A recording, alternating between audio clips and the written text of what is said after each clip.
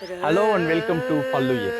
நாம் இன்னைக்கு தேடி போகிறது இந்தியன் காவ் இல்லைன்னா இந்தியன் பைசன் அப்படின்னு சொல்லுவாங்க. தமிழில் வந்து இந்திய காட்டெருது.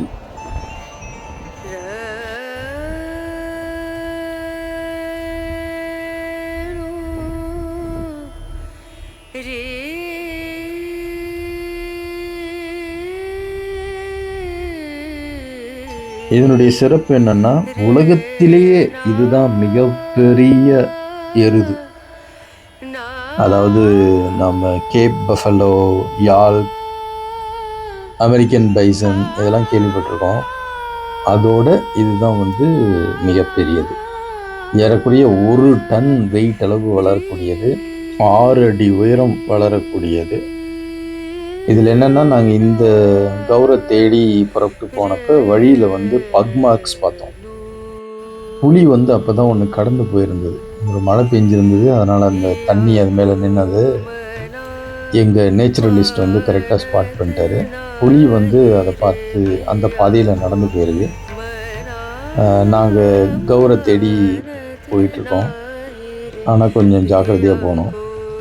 இதில் பார்த்தீங்கன்னா, இந்த எருதனுடைய கால்களில் வந்து ஒரு ஒயிட் சாக்ஸ் போட்ட மாதிரி இருக்கும். அதுதான் இதனுடைய சிறப்பு அம்சம். 4 கால்களையும்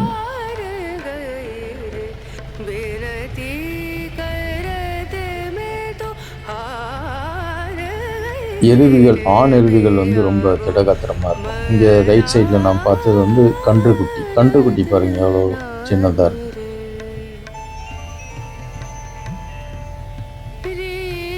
இது எப்போவுமே ஒரு 20